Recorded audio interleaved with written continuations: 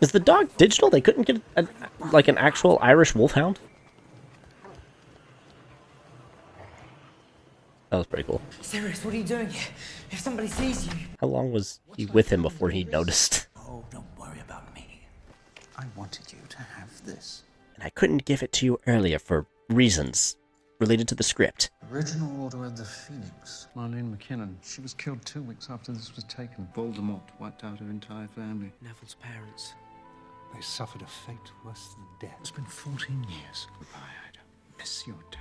All right, so looking at that photo brings to mind something that is an issue with this series, and that is they can't decide when it's supposed to take place. Seriously said that photo of the original Order of the Phoenix was taken 14 years ago, and everyone is dressed like they're in the 70s. Now, this could make sense if you had it in the book's original setting where Harry's parents died in 1981. And the first story takes place in 1991, 92, 93, 94, 95, 96, all the way through the end of Deathly Hallows in 1998. So it looks like they decided to make this photo accurate for the book, which would have been taken around 1979, 1980, which was, right before the 70s had officially died. But then the movie itself takes place in modern times of when this was released, which was 2006, 2005, I believe. And everybody is dressed appropriately for that time period.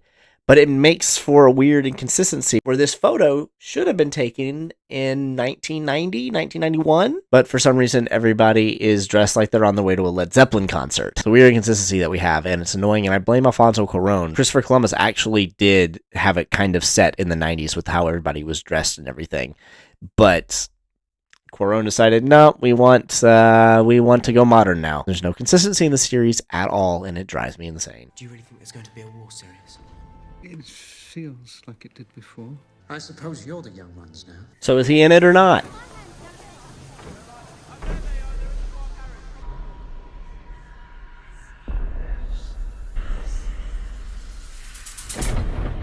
So in place of dreams about the dark hallway, we're just seeing Voldemort places? Is that the direction this is going? Because okay, guess that does kind of build up the tension of why is he seeing things that Voldemort is doing, or the tension of Voldemort being in his head a little bit. I like him seeing things that Voldemort sees better, not just randomly seeing Voldemort. Especially when you just cut to him waking up, like that was just a dream that he had. I don't... Bad choice. Bad choice. Did they just get a cabin? How was he asleep? What? I expect there's a cell in Azkaban with your name on it. Complete nutter. Just stay away from me!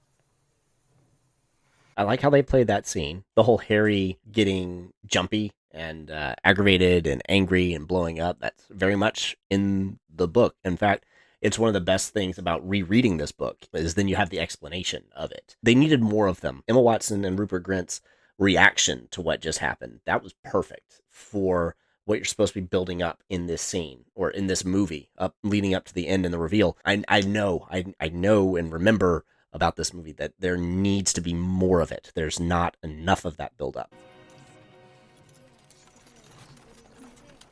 I'm actually in the bottom of the frame. Right? Center that. What the heck?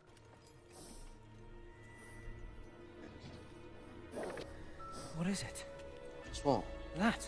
Pulling the carriage. Things pulling the carriage, Harry. It's pulling itself, like always. Okay, let's talk about perspective. Every one of these books is told from Harry's perspective. There are a few exceptions. There's the beginning of Goblet of Fire, and there's also the first 2 chapters of Half-Blood Prince. Everything else is told from Harry's perspective. Everything else is seen through Harry's perspective. So, the fact that the Thestrals were not visible on Cho's carriage is strange, because we, as the audience, everything that we are seeing, Harry is seeing. He is our perspective. If he is aware of something, we are aware of something. We are meant to completely sympathize and empathize with everything that he does. So having that shot of Cho and her carriage and no Thestrals be visible, and now these are visible, it's dissonant. It doesn't make sense. It was that shot of Cho and then a reverse of Harry looking directly at the camera. So that implies that the shot of Cho is Harry's perspective, how Harry looking directly that way, because that's how it was shot. And the fact that there were no Thestrals there implies that he couldn't see them there, but he can here. And so that makes this jarring. Also, Neville is supposed to be able to see them too. Just throwing that out there. You're not going mad. I can see them too. She's so good. Everyone that says Luna Lovegood. An interesting necklace. It's a charm, actually. Keeps away the narwhals. Hungry. I hope there's pudding. Did Ivana Lynch audition early in the process? Because if so, if it was like day 2 and she walked in, that had to have been a sigh of relief for the casting director. Just, well, we're done now. Okay, that was easy. Why is the Thestral not there now?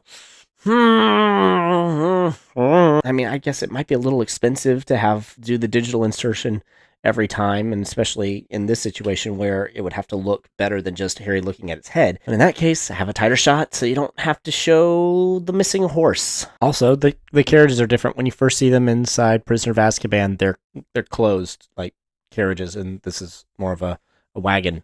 Is it a Surrey?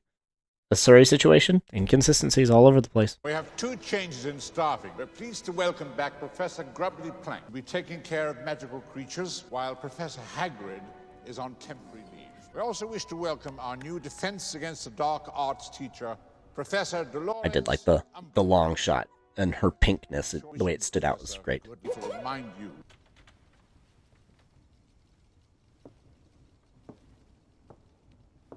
Thank you, Headmaster, for those kind words of welcome. The long walk before she started talking is awkward. There's no way that Umbridge would not have started talking before she got all the way around. She would have started immediately. In the book, everybody is confused that she would have the audacity to interrupt Dumbledore, and maybe they're trying to have us sit with that, but the fact that we only saw Trelawney, the amazing Emma Thompson, and then we cut to Harry giving information, we didn't sit with that being the problem in the silence, and so it was just a silence for silence sake, essentially. Also, look at Maggie Smith's face here. Like, she got the brief on what is supposed to be happening inside of this moment, because she's a boss. She's so good. It's a shame she was actually way too old to be playing McGonagall, and I don't foresee them fixing that in the doomed TV series. The Ministry of Magic has always considered the education of young... As usual, Fumbledore gonna Fumbledore, because he did not get the brief. Dumbledore is supposed to be acting like he's not jarred at this at all.